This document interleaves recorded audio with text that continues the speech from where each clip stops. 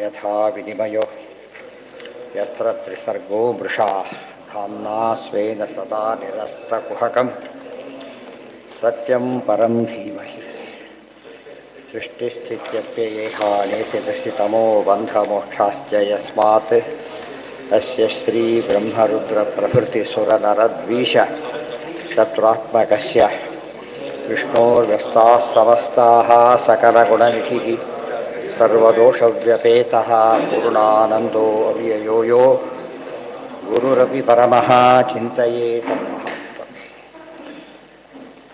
हन्नोन्दನೇ ಅಧ್ಯಾಯ ಶ್ರವಣಂ ಕೀರ್ತನಂಚಾಸ್ಯ ಸ್ಮರಣಂ ಮಹತಾಂ ಗತೇಃ ಸೇವ್ಯಾ ಇಜ್ಜಾ ಅವನತಿಃ ಸಖ್ಯಂ ದಾಸ್ಯಂ ಆತ್ಮಸಮರ್ಪಣಂ. ಹಿಂದೆ ಶ್ರವಣಂ ಕೀರ್ತನಂ ವಿಷ್ಣೋಃ, ಸ್ಮರಣಂ ಪಾದಸೇವನಂ, ಅರ್ಚನಂ ವಂದನಂ ದಾಸ್ಯಂ, ಸಖ್ಯಂ ಆತ್ಮನಿವೇದನಂ ಅಂತ ಹೇಳಿದ್ದನ್ನು ಮತ್ತೊಂದು ರೀತಿಯಲ್ಲಿ ಹೇಳ್ತಾರೆ. ಶ್ರವಣಂ ಕೀರ್ತನಂಚಾಸ್ಯ, ಅಸ್ಯ ಅಂದರೆ ವಿಷ್ಣೋಃ, ಸ್ಮರಣಂ ಮಹತಾಂಗತೇಃ, ಮಹತಾಂಗತೇಃ, ಸೇವಾ ಇಜ್ಜಾ ಅವನತಿಃ, ಸೇವಾ ಇಜ್ಜಾ ಅಂದರೆ ಪೂಜೆ, ಅವನತಿ ಅಂದರೆ ನಮಸ್ಕಾರ, ಸಖ್ಯಂ ದಾಸ್ಯಂ ಆತ್ಮಸಮರ್ಪಣಂ. ಹೀಗೆ ನವವಿಧವಾದ ಭಕ್ತಿಯನ್ನು ಮಾಡಬೇಕು. ಮಹತಾಂಗತೇಃ, ಸಜ್ಜನರು ಪಡೆದಂಥ ದೊಡ್ಡ ಗತಿಯನ್ನು, ಸದ್ಗತಿಯನ್ನು ಪಡಿಬೇಕು ಅಂತಿದ್ದರೆ ಈ ಭಕ್ತಿ ಬೇಕು. ಭಕ್ತಿ ಈ ರೀತಿಯೇ ಇರಬೇಕು. ಅನಾದ್ಯನಂತ ಕಾಲೇಶು ಮುಕ್ತೌ ಸಂಸಾರ ಏವಚ ಮಹಿಸ್ಥಶ್ಚ ಇಲ್ಲ ಮಹಿಸ್ಥಶ್ಚ ಉದಯತ್ತೇಕೋ ವಿಷ್ಣು ಮಾಂ ಸರ್ವದೈವತು ಇತಿ ಸಂಪ್ರೀತಿಕಂ ಜ್ಞಾನಂ ವಿದ್ಯಾದಾತ್ಮಸಮರ್ಪಣಂ ಬಹಿಸ್ಥ ಈಶ್ವರದಾಸತ್ವಂ ದಾಸ್ಯಮಿತ್ಯುಚ್ಯತೆ ಬುಧೈಃ ಇತಿ ತಂತ್ರಮಾಲಾಯಾಂ. ಹಿಂದೆ ಆತ್ಮನಿವೇದನಂ ಅಂತ ಬಂದಿತ್ತು. ಆತ್ಮನಿವೇದನ ಅನ್ನೋದಕ್ಕೆ ಸಾಮಾನ್ಯ ಅರ್ಥ ಏನೋ, ಆತ್ಮವನ್ನು ತನ್ನನ್ನು ಒಪ್ಪಿಸಿಕೊಡೋದು ಅಂಥೇಳಿ. ಹೊಸ ಅರ್ಥ ಹೇಳಿದ್ದರಲ್ಲಿ ಆತ್ಮನಿವೇದನಂ ಅಂದರೆ ಅರ್ಥ ಏನೋ, ಬಿಂಬರೂಪಿಯಾದ ಪರಮಾತ್ಮವನ್ನು ತಿಳಿಬೇಕು ಅಂತ ಅರ್ಥ. ಅದಕ್ಕೆ ಇಲ್ಲಿ ಆತ್ಮಸಮರ್ಪಣಂ ಅದಕ್ಕೆ ಮಾತ್ರ ಅರ್ಥ ಹೇಳ್ತಾರೆ. ಆತ್ಮನಿವೇದನಮ್ಮಲ್ಲಿ ಆತ್ಮಸಮರ್ಪಣಂ. ಇಲ್ಲಿ ಸಮರ್ಪಣ ಅಂದರೆ ಏನು ಹೇಳ್ತಾರೆ, ಈಗ ವ್ಯತ್ಯಾಸ ತೋರಿಸ್ತಾರೆ ಇದು ಅಂತೇಳಿ. ಅದು ವಿಶೇಷಾಂಶವನ್ನು ಹೇಳ್ತಾರೆ. ಅನಾದ್ಯನಂತ ಕಾಲೇಶು ಮುಕ್ತೌ ಸಂಸಾರ ಏವಚ ಮಹಿಸ್ಥಶ್ಚ ಉದಯತ್ತೇಕಃ, ಅಲ್ಲ ತಪ್ಪದು, ಮಹಿಸ್ಥಃ ಚೋದಯತ್ತೇಕಃ ವಿಷ್ಣುರ್ಮಾಂ ಸರ್ವದೈವತು. ಇದು ಜ್ಞಾನ. ಅನಾದಿ ಅನಂತ ಕಾಲೇಶು, ಅನಾದಿ ಕಾಲದಿಂದ ಅನಂತ ಕಾಲದವರೆಗೂ ಕೂಡ, ಮುಕ್ತೌ ಮುಕ್ತಿಯಲ್ಲಾಗಲಿ, ಸಂಸಾರೇ ಏವಚ ಸಂಸಾರದಲ್ಲಿ ಆಗಲಿ, ಮಹಿಸ್ಥ ನನ್ನೊಳಗೆ ಇದ್ದೆ, ಅದೇ ಬಿಂಬರೂಪಿಯಾದ ಪರಮಾತ್ಮ, ಚೋದಯತಿ ಪ್ರಚೋದಯಾತ್, ಚೋದಯತಿ ಏಕಃ, ಅವನೊಬ್ಬನೇ ಸ್ವತಂತ್ರ, ಅವನೊಬ್ಬನೇ, ಅವನಿನ್ನೊಬ್ಬರು ಪ್ರಚೋದಕರು ಅಂತಿಲ್ಲ. ವಿಷ್ಣುರ್ಮಾಂ ವಿಷ್ಣು ಮಾಂ ಸರ್ವದೈವತು, ಈ ರೀತಿ ಸದಾಕಾಲ ತಿಳ್ಕೊಳ್ತೇವಲ್ಲ. ಇತಿ ಸಂಪ್ರೀತಿಕಂ ಜ್ಞಾನಂ, ಇದನ್ನು ಕೂಡ ಪ್ರೀತಿಯಿಂದ ತಿಳಿಬೇಕು, ಬೈಕೊಂಡಲ್ಲ, ಯೋ ಇದ್ದಾನಲ್ಲಪ್ಪ ಓಡಾಡಿಸ್ತಾ ಆ ಥರ ಅಲ್ಲ. ತುಂಬ ಜನ ಸತ್ಕರ್ಮಗಳನ್ನ ಮಾಡಬೇಕಾದ್ರೂ ಕೂಡ ಅದೊಂದು ಬಂಧನ, ಮಾಡಬೇಕು ಆ ಥರ ಮಾಡ್ತಾರೆ. ಮಾಡಬಾರ್ದು. ಏನು ಮಾಡಬೇಕು ಅದನ್ನು ಅತ್ಯಂತ ಖುಷಿಯಿಂದ ಮಾಡಬೇಕು. ಯಾರು ಕೆಲಸ ಹಿಡಿದಾಗ ಬೈಕೊಂಡು ಮಾಡಿದರೆ ಬೇಡೋ ಅಂತ ಹೇಳಿಬಿಡ್ತಾರೆ, ಒಪ್ಪೋದಿಲ್ಲ ಅದನ್ನು. ಅದೇನು ಮಾಡಬೇಕಾಗದನ್ನು ಖುಷಿಯಿಂದ ಮಾಡಿದ್ರೆ ಏನು ಮಾಡುತ್ತಾಗ ಹೇಳಿದವರಿಗೂ ಖುಷಿ, ಮಾಡಿದವರಿಗೂ ಖುಷಿ. ಅದಕ್ಕೆ ಸಂಪ್ರೀತಿಪೂರ್ವಕ ಜ್ಞಾನಂ ವಿದ್ಯಾತ್ ಆತ್ಮಸಮರ್ಪಣಂ, ಇದಕ್ಕೆ ಆತ್ಮಸಮರ್ಪಣ ಅಂತ ಕರೀತಾರೆ. ಪ್ರೀತಿಪೂರ್ವಕವಾದ ಅನಾದ್ಯನಂತ ಕಾಲದಲ್ಲಿ ಪರಮಾತ್ಮ, ಬಿಂಬರೂಪಿಯಾದ ಪರಮಾತ್ಮ ನಮ್ಮನ್ನು ನಿಯಮನ ಮಾಡ್ತಾನೆ. ಮುಕ್ತಿಯಲ್ಲಾಗಲಿ ಸಂಸಾರದಲ್ಲಾಗಲಿ ಅವನೇ ನಿಯಾಮಕ ಅಂಥೇಳಿ ಪ್ರೀತಿಪೂರ್ವಕವಾಗಿ ಅರ್ಪಣೆ ಮಾಡ್ತೇವಲ್ಲ, ಅದಕ್ಕೇನಂತಾರೆ, ಯಾವುದು ಇನ್ನೊಂದು ಹೇಳ್ತಾರೆ ನೋಡಿ, ಬಹಿಸ್ಥ ಈಶ್ವರ ದಾಸತ್ವಂ ದಾಸ್ಯಮಿತ್ಯುಚ್ಯತೆ ಬುಧೈಃ ಇತಿ ತಂತ್ರಮಾಲಾಯಾಂ. ಬಹಿಸ್ಥ ಈಶ್ವರ ದಾಸತ್ವ, ಹೊರಗಿರ್ತಕ್ಕಂಥ ರೂಪಕ್ಕೆ ಈಶ್ವರ ರೂಪ ಅಂತ ಹೆಸರು, ಒಳಗಿರೋ ರೂಪ ಬಿಂಬರೂಪ, ಪುರುಷ ರೂಪ ಅಂದರೂ ಅದೇನೆ, ಗೊತ್ತಾಯ್ತಾ. ಬಹಿಸ್ಥ ರೂಪ ಈಶ್ವರ, ಅದಕ್ಕೆ ಅಧೀನ ತಿಳ್ಕೊಂಡ್ರೆ ದಾಸ, ಇದಕ್ಕೆ ತಿಳ್ಕೊಂಡ್ರೆ ಆತ್ಮಸಮರ್ಪಣ. ಆತ್ಮಸಮರ್ಪಣಕ್ಕೆ ವ್ಯತ್ಯಾಸ ಹೇಳ್ತಾರೆ. ಬಿಂಬರೂಪಿಯಾದ ಪರಮಾತ್ಮ ನಮ್ಮ ಪ್ರಚೋದನೆ ಮಾಡ್ತಾನೆ, ಸ್ವಾಮಿಯಾಗಿದ್ದಾನೆ ಅಂತ ತಿಳ್ಕೊಂಡ್ರೆ ಅದೇನದು ಆತ್ಮಸಮರ್ಪಣ, ಭಕ್ತಿಪೂರ್ವಕ ತಿಳ್ಕೊಂಡ್ರೆ. ಹೊರಗಿರೋ ಭಗವಂತನಿಗೆ ನಾವು ಅರ್ಪಣೆ ಮಾಡಿಕೊಂಡ್ರೆ ದಾಸ್ಯ ಅಂತ ಕರೀತಾರೆ. ಇವತ್ತು ಆ ಅರ್ಥನೇ ಲೋಕದಲ್ಲಿರೋದು.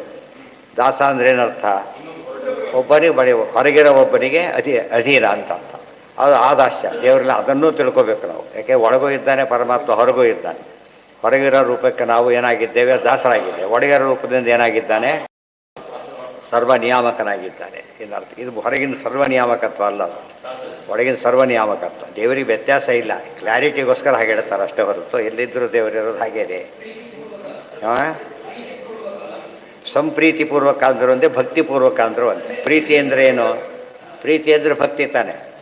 ಅದು ಮೊದಲೇ ಹೇಳಿದೆ. ಚಿಕ್ಕವರಲ್ಲಿ ಮಾಡಿದರೆ ವಾತ್ಸಲ್ಯ, ಸಮಾಧಾನದಲ್ಲಿ ಮಾಡಿದರೆ ಸ್ನೇಹ, ದೊಡ್ಡವರಲ್ಲಿ ಮಾಡಿದರೆ ಭಕ್ತಿ, ಅಷ್ಟೇ. ಎಲ್ಲ ಕಾಮನ್ ಫ್ಯಾಕ್ಟರ್ ಇರೋದು ಲವ್ ಅಂತ ಅರ್ಥ. ಲವ್ ಅಂದರೆ ಪ್ರೀತಿ, ಯಾರಿಗೆ? ದೇವ್ರ ಬಗ್ಗೆ. ಆದರೆ ಡಿವೋಷನಲ್ಲಿ, ಡಿವೋಷನ್ ಅಂದರೆ ಏನು? ಡಿವೋಷನಲ್ ಲವ್ ಬೇರೆ, ಬರೀ ಲವ್ ಬೇರೆ. ಆ್ಯಕ್ಚುಲಿ ಡಿವೋಷನ್ಗೆ ದೊಡ್ಡವರು ಅಂತ ಗೌರವದಿಂದ ನಾವು ಮಾಡೋ ಲವ್, ಪ್ರೀತಿ ಏನಂತ ಕರೀತಾರೆ? ಅದನ್ನು ನಿಜವಾಗ್ಲ ಅರ್ಥದಲ್ಲಿ ಭಕ್ತಿ ಅಂತ ಕರೀತಾರೆ. ಅದಕ್ಕೆ ಸಂಪ್ರೀತಿಪೂರ್ವಕ, ಅದು ಸಂಪ್ರೀತಿಪೂರ್ವಕ. ಅದೇನೇ ಅರ್ಥನ. ಸ್ನೇಹ ಅಂತ ಹೇಳಿದ್ರಲ್ಲಿ ಸ್ನೇಹೋ ಭಕ್ತಿ ರೀತಿ ಪ್ರೋಕ್ತ, ಇಲ್ಲಿ ಪ್ರೀತಿ ಭಕ್ತಿ ರೀತಿ ಪ್ರೋಕ್ತ ಅಂತೇಳಿ. ಸ್ನೇಹ ಪ್ರೀತಿ ಎಲ್ಲವೂ ಕೂಡ ಏನವು ಕೊಡ್ತಕ್ಕಂಥ ಮಾತುಗಳು. ಯಾವ್ದೇನು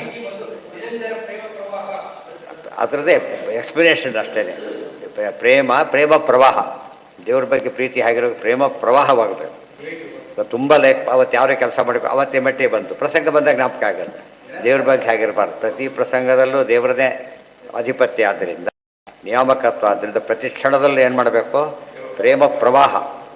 ಪ್ರವಾಹ ಗೊತ್ತಾಯ್ತಲ್ಲ, ನಿರಂತರವಾಗಿ ನಿರಂತರ ಪ್ರವಾಹ. ಮಳೆಗಾಲದಲ್ಲಿ ಬಂತು, ಬೇರೆ ಹೊತ್ತಲ್ಲಿಲ್ಲ. ಆಪತ್ತು ಬಂದಾಗ ಮಾಡಿದ್ದು ಆಮೇಲೆ ಮರೆತು ಬಿಡ್ತಾರೆ. ಪ್ರವಾಹ ಅಂದ್ರೇನು? ಕಂಟಿನ್ಯೂಟಿ ಇದ್ದು ನಿರಂತರವಾಗಬೇಕು, ಗ್ಯಾಪ್ ಇರಬಾರ್ದು. ಅದಕ್ಕೆ ಪ್ರೀತಿ. ಆ ಸ್ಟೇಜ್ ಬಂದರೆ ಅಪರೋಕ್ಷ ಜ್ಞಾನ, ಆ ಸ್ಟೇಜ್ ಬರಬೇಕು ಅಪರೋಕ್ಷ ಜ್ಞಾನಕ್ಕೆ. ಹೇಳಿಲ್ಲ ಈಗ, ದೊಡ್ಡವ್ರ ಬಗ್ಗೆ ಮಾಡಿದಾಗ ಪ್ರೀತಿನೇ ಭಕ್ತಿ ಅಂತ ಕರೀತಾರೆ. ಅದು ಕೂಡ ಹಾಗೆ ಎಲ್ಲರೂ ಹಾಗೆ ಮಾಡಾಗಿಲ್ಲ. ಕೆಲವು ಅಧಿಕಾರಿಕ ಜೀವರು ಅಂತ ಕೆಲವರು ಇರ್ತಾರೆ, ಅವರು ಮಾತ್ರ ಹಾಗೆ ಉಪಾಸನೆ ಮಾಡಬೇಕು. ಮುಂದೆ ಯಾವುದಕ್ಕೆ ಕಾರಣ ಆಗುತ್ತದೋ ಆಮೇಲೆ ಎಂಥ ಕೆಲಸ ಮಾಡಿಬಿಟ್ಟೆ ಅಂತ ಏನು ಮಾಡ್ತಾರೆ ಅವರು? ಪೂರ್ಣ ಭಕ್ತಿ ಕನ್ವರ್ಟ್ ಆಗ್ತಾರೆ. ಇವ್ರು ಹೇಗೆ ಭಯದಿಂದ ಶುರುವಾದದ್ದು ಭಕ್ತಿ ಆಯಿತೋ, ಗೊತ್ತಾಯ್ತಾ? ಬಂಧುತ್ವ ಭಕ್ತಿ ಆಯಿತು. ಹಾಗೆ ಇವ್ರದ್ದು ಏನಾಗುತ್ತೆ? ವಾತ್ಸಲ್ಯ. ಮೊದಲು ವಾತ್ಸಲ್ಯ ಕೃಷ್ಣನ ಮೇಲೆ, ಆಮೇಲೆ ಗೊತ್ತಾಯಿತು ಯಶೋಧ ವತ್ಸಲೋ ಹರಿಹಿ. ಆಮೇಲೆ ಏನು ಮಾಡ್ತಾರೆ? ಓ, ನಾನು ಆತ ನಮ್ಮ ಮೇಲೆ ವಾತ್ಸಲ್ಯ ಉಲ್ಟಾ ಪಟ್ಟಾಯ್ತು. ಈಗ ದೇವ್ರ ಮೇಲೆ ವಾತ್ಸಲ್ಯ ತೋರಿಸೋದಾ? ತೋರಿಸಿದ್ರೆ ಏನಂತ ಅರ್ಥ ಆಗುತ್ತೆ? ನಮಗಿಂತ ಚಿಕ್ಕವನು ಅಂತ ಆಗಿಬಿಡು. ಮೊದಲು ಹಾಗೆ ತಿಳ್ಕೊಂಡ್ಲು. ಆಮೇಲೆ ಏನಾಯಿತು? ಇಲ್ಲ, ನನ್ನ ಮೇಲೆ ಆತ ವಾತ್ಸಲ್ಯ ತೋರಿಸ್ತಾನೆ. ಅರ್ಥ ಆಯ್ತಾ? ಈಗ ಭಕ್ತ ವತ್ಸಲ ಚಿಕ್ಕವರ ಮೇಲೆ ತೋರಿಸಿದಾಗ ವಾತ್ಸಲ್ಯ. ಆದ್ದರಿಂದ ಆ ತಪ್ಪು ಬದಲು ವಾತ್ಸಲ್ಯ ಕಾಮನ್ ನೋಡಿ, ಪ್ರೀತಿ ಕಾಮನ್ ನೋಡಿತ್ತು. ಅದೇನಾಯ್ತು? ಈಗ ಮಗ ಎಂಬ ಪ್ರೀತಿ ಬದಲು ಸ್ವಾಮಿ ಅನ್ನೋ ಪ್ರೀತಿ ಬಂತು. ಅದು ಕನ್ವರ್ಷನ್. ಇಲ್ಲ ಅದೇ ಇದ್ದಿದ್ರೆ ಅವತಾರ ಮಾಡೋ ಕಾರಣನೇ ಇರಲಿಲ್ಲ. ಆ ಮಟ್ಟಕ್ಕೆ ಹೋಗ್ಬೇಕಾಗಿ. ಅರ್ಥ ಆಯ್ತಾ? ಈ ರೀತಿಯಲ್ಲಿ ದೇವರನ್ನು ಆರಾಧನೆ ಮಾಡೋದಕ್ಕೆ ಏನಂತ ಆತ್ಮಸಮರ್ಪಣ. ಆತ್ಮಸಮರ್ಪಣ. ದೇಹನ ಕೊಟ್ಬಿಟ್ರು ಆತ್ಮಸಮರ್ಪಣ ಆಗಲಿಲ್ಲ, ತಲೆ ಕತ್ತರಿಸಿ ಹಾಕಿಬಿಟ್ಟು ಅಂತ ತಿಳ್ಕೊಬೇಡ. ಯಾವುದು ಎಮೋಷನಲ್ಲಿ ಮಾಡೋದಾಕೆ ಏನಲ್ಲ ಅದು. ಆ ಋಷಭಾಸುರ ಕಥೆ ಹೇಳ್ತಾರಲ್ಲ, ಪ್ರತಿನಿತ್ಯ ಏನು ಮಾಡ್ತಿದ್ದ ಅವನು? ಸ್ವಸ್ತಿರ ಪುಷ್ಪಮೇವತ್ತು. ಓಂ ನಮೋ ನಾರಾಯಣಾಯ. ಆ ಲಕ್ಷ್ಮೀ ನರಸಿಂಹನ ಉಪಾಸಕಾತ. ಓಂ ನಮೋ ಲಕ್ಷ್ಮೀ ನರಸಿಂಹಾಯ ಅಂತೇಳಿ ಸ್ವಸ್ತಿರ ಪುಷ್ಪಮೇವತ್ತು. ಪುಷ್ಪಂ ಸಮರ್ಪಯ ಮೇಲೆ ತಲೆ ಕತ್ತಕೊಂಡು ಹಾಕಿಬಿಡ್ತಿದ್ದ. ಆ ರೀತಿ ಎಷ್ಟು ವರ್ಷ? ಪ್ರತಿ ದಿವಸ ಎಷ್ಟು ವರ್ಷ ಮಾಡಿದವನು? 5,000 ವರ್ಷ ಮಾಡಿದ. ಎಷ್ಟು ತಲೆ ಇರಬೇಕು ಅವನಿಗೆ? ಹೇಗಿದ್ರೆ 5,000 ಇಟ್ಟು ಬಂದವರಲ್ಲ. ಅಲ್ಲ, ಒಂದೇ ತಲೆ ವಾಪಸ್ ಬರ್ತಿತ್ತು. ತಚ್ಚಿರಹ ಪುನರಾಗತ. ದೇವ್ರಿಗೆ ಕೊಡ್ತಿರ್ಲಿಕ್ಕೆ ಏನಾಗ್ತಿತ್ತದ? ಈಗ ಬಾಲಿದೆ, 100 ಸತ್ ತಡಿಬೇಕಾದ್ರೆ 100 ಬಾಲ್ ಬೇಕಾ ನಿಮಗೆ? ಆ ಬಾಲ್ ಏನು ಮಾಡುತ್ತದ? ಪಟ ವಾಪಸ್ ಬರ್ತದೆ. ದೇವರ ಕೊಟ್ಟಾಗೆಲ್ಲ ವಾಪಸ್ ಕೊಡ್ತಿರ್ತಾನೆ. ಇಲ್ಲಿ ಸ್ವಾರಸ್ಯ. ಆತ ಭೂಮಿ ಬಿತ್ತಿದ್ದನ್ನು ಕೊಡುತ್ತೆ, ಆಮೇಲೆ ಹೊಡೆದಿದ್ದು ವಾಪಸ್ ಕೊಡುತ್ತೆ. ದೇವರು ಭೂಪತಿ ಆದ್ದರಿಂದ ಏನು ಮಾಡ್ತಾನೆ? ಏನು ಬೇಕಾದ್ರೂ ಕೊಡ್ತಾನೆ. ಇದನ್ನು ಅರ್ಥ ಮಾಡ್ಕೊಂಡು ವಾಪಸ್ ಕೊಡೋದು ದೇವ್ರ ಪದ್ಧತಿ. ನಾವು ಕೊಡದೆ ಹೋಗೋದು ನಮ್ಮ ಪದ್ಧತಿ. ಅದ ವಾಪಸ್ ಬರೋ ಚಾನ್ಸ್ ಬಿತ್ತೇ ಇಲ್ಲ. ಏನು ಬರುತ್ತೆ ಅದರಲ್ಲಿ? ವೇಸ್ಟ್ ಆಯ್ತು. ಅದು ಸಾಧನೆ ಅಂದರೆ ಬಿತ್ತೋದು. ಕೃಷಿ ಎರಡು ಹೇಳಿದ್ದಾರೆ. ಜ್ಞಾನದ್ದು ಕೃಷಿ, ಅನ್ನದ್ದು ಕೃಷಿ. ಅನ್ನದ ಕೃಷಿ ಹೊಟ್ಟೆಗೆ ಅನ್ನ, ಜ್ಞಾನದ ಕೃಷಿ ತಲೆಗೆ ಜ್ಞಾನ. ಹೊಟ್ಟೆ ಕೃಷಿ ಮಾಡೇ ಮಾಡ್ತಾರೆ. ರೈತರಿಗೆ ಭಾರಿ ಪ್ರಾಧಾನ್ಯ, ಜ್ಞಾನಿಗಳಿಗೆ ಪ್ರಾಧಾನ್ಯ. ಇವರು ರೈತರು ತಾನೆ. ಜ್ಞಾನದ ಬೆಳೆ ಅಷ್ಟು ಗ್ರಂಥ ಕೊಟ್ಟಿದ್ದಾರೆ ಬರೋದು. ಅದೇನಾಯ್ತು? ಅವೆಲ್ಲ ಬೆಳೆ ನಾವು ಬೆಳಿಲಿಕ್ಕೆ ಕಾರಣ ಅಂದರೆ ಬೆಳೆ ಕೂಡ ಹೌದು. ಅರ್ಥ ಆಯ್ತು? ಅದು ಆಗೋದು ಏನಾಗುತ್ತೆ ನಮಗೆ? ನಿಜವಾದ ಸಾಧನೆ ಆಗುತ್ತೆ. ತುಂಬ ಜನ ಅದು ಮರೆತು ಬಿಡ್ತಾರೆ. ಮುಂದೆ ಹೇಳ್ತಾರೆ ನೋಡಿ, ಅಭಿಮಾನಿ ಪ್ರದೇಶಸ್ತು ಎಲ್ಲ ಹೋಯ್ತಾರಲ್ಲ.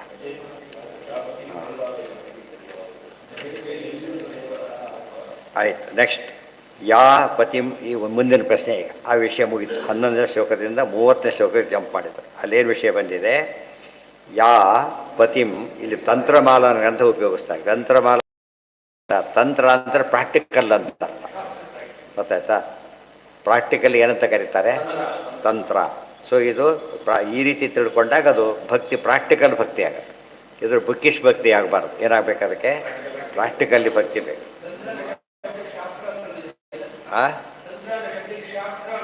ತಂತ್ರಶಾಸ್ತ್ರ, ತಂತ್ರಶಾಸ್ತ್ರ ಎರಡೆಲ್ಲ ಥೀರಿ. ಮೃಗಾದಿ ವೇದಗಳೆಲ್ಲ ಕರಿತೀವಲ್ಲ ಥೀರಿ ಅಂತ. ದೇವ್ರ ಪೂಜೆ ಇತ್ಯಾದಿ ಮಾಡೋದ್ರಲ್ಲಿ ಅದು ಪ್ರಾಕ್ಟಿಕಲ್. ಅದು ಭಕ್ತಿ ಅವೆಲ್ಲ ಥೀರಿ, ಜ್ಞಾನ ಎಲ್ಲ ಥೀರಿ. ಈ ಪ್ರಾಕ್ಟೀಸ್ ಎಲ್ಲ ಅದೇನದು ಪ್ರಾಕ್ಟಿಕಲ್. ಅದಕ್ಕೆ ತಂತ್ರ ಅಂತ ಕರೀತಾರೆ. ತಂತ್ರ ಏನು? ಅಸ್ತ್ರಾಯ ಫಟ್ ಅನ್ಬೇಕು ಅಂದರೆ ಆಗಲಿಲ್ಲ. ಅದು ಏನು ಅಸ್ತ್ರಾಯ ಫಟ್ ಅನ್ಬೇಕು. ಅದಕ್ಕೆ ಆಗೇನಾಗುತ್ತದ? ಕಾಯಿ ಹೊಡಿಬೇಕದು. ಒಡೆದು ತೋರಿಸ ಶಬ್ದ ಬರೋದು ಫಟ್ ಅಂತ ಆಗದು. ಅದು ಪ್ರಾಕ್ಟಿಕಲ್.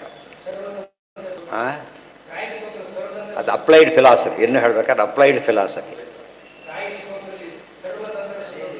ಅಲ್ಲಿ ತಂತ್ರ ಅಂದರೆ ಶಾಸ್ತ್ರ.